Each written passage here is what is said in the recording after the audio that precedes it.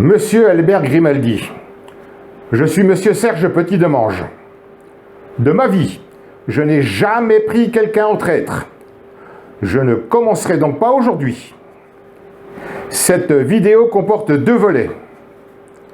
Premier volet. Vous êtes à l'origine de la plainte du 14 avril 2022 qui a amené ma condamnation le 11 octobre 2022 à vous payer la somme symbolique de 1 € en réparation du préjudice moral que vous auriez subi et la somme de 800 € de dommages et intérêts. J'élude les autres broutilles. Estimant que mon honneur vaut le vôtre, sachez que je viens, à mon tour, de déposer plainte contre vous au motif de fraude au jugement.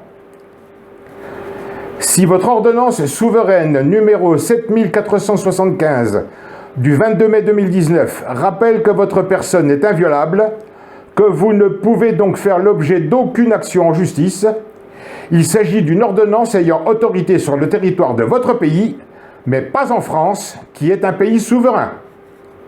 C'est le droit français qui s'applique, pas le vôtre.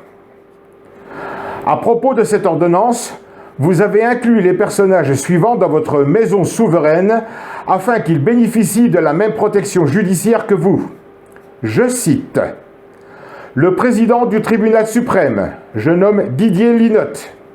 Au cabinet princier, je nomme Laurent Anselmi. À l'administration des biens, je nomme Claude Palmero. Votre maison souveraine comprend également les conseillers auprès du prince. Je nomme l'avocat Thierry Lacoste. Vous avez accordé votre protection à ces 4 personnages impliqués dans l'affaire des dossiers du Rocher, le corbeau qui fait trembler Monaco. Ils viennent de faire l'objet d'une perquisition en juillet dernier, perquisition qui n'a pu se faire qu'avec votre aval. Tel Icare, M. Édouard Levrault s'étant approché trop près du soleil, constat est fait que vous avez intégré ces 4 individus dans votre maison souveraine pour les protéger en 2019. De 2020 à 2023, ces mêmes individus portent un tort considérable à la principauté. Amis de la reconnaissance et de la loyauté, bonjour. Avez-vous abrogé l'ordonnance numéro 7475 car je ne trouve nulle trace d'une éventuelle abolition. J'émets une hypothèse dans ma vidéo de 42 minutes, pour l'instant confidentielle, la réservant aux médias et aux réseaux sociaux, le moment venu. Je reviens à la raison de la présente vidéo. Voici les faits. Le 17 juillet 1918, en pleine Première Guerre mondiale, craignant une éventuelle accession au trône de la principauté de Monaco par un membre de la famille allemande, la famille de Guillaume II de Wurtemberg-Urach, le président de la République française, Raymond Poincaré, par la voix de son plénipotentiaire Stéphane Pichon, à la fois sénateur et ministre des Affaires étrangères, quid de la séparation des pouvoirs, imposait par le chantage, par la menace, rien de moins que l'annexion de la principauté de Monaco à la France, une menace de déclaration de guerre, exercée sur la personne du prince Albert Ier de Monaco régnant à l'époque, imposait, disais-je, la modification des règles de succession. Le 18 mars 1920, la veille de son mariage avec Charlotte Louise Juliette Louvet, votre grand-mère, la mère de votre père, fille naturelle, hors mariage, dit-on aujourd'hui, de Louis Grimaldi, prince héréditaire, fils légitime du prince Albert Ier Grimaldi, celui-ci impose par ordonnance au comte Pierre de Polignac, votre grand-père paternel, le futur époux du lendemain 19 mars 1920, de changer de nom, prendre le nom de Grimaldi. La génétique est formelle. Une filiation, une descendance légitime ne peut être issue d'une ordonnance, fût-elle princière. Au risque de paraître grivois, que vous le vouliez ou non, je ne vous apprendrai pas comment on fait les enfants.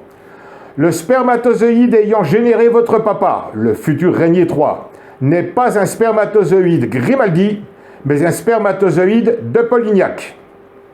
Par voie de conséquence, votre ascendance directe étant génétiquement de Polignac, le spermatozoïde aboutissant à votre naissance n'est pas un spermatozoïde Grimaldi, mais un spermatozoïde de Polignac.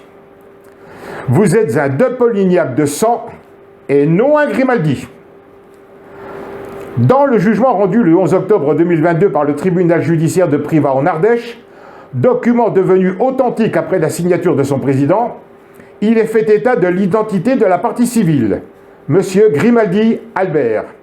Il s'agit bien de vous. En utilisant une fausse identité, vous avez commis un faux et usage en déposant plainte contre moi le 14 avril 2022 au nom de Grimaldi. Tout aussi grave, en me faisant condamner sous le nom de Grimaldi, vous avez commis une fraude au jugement le 11 octobre 2022 en trompant l'autorité judiciaire française. Les articles 313-1 et 313-2 du Code pénal français sont particulièrement sévères en la matière. Il est donc évident que, dans ces conditions, le jugement du 11 octobre 2022 cité ci-avant, établi sur la base d'une fausse identité, est nul et non avenu.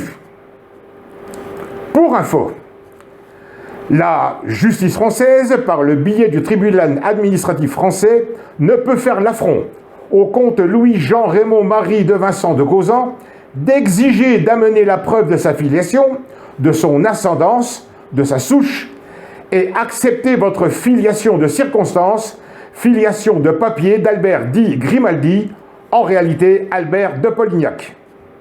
Second volet. Vous n'êtes pas à l'origine de la dite plainte, auquel cas le précédent chapitre est nul et non avenu. Vous n'êtes pas concerné. Les choses s'arrangent pour vous, car je retire ma plainte.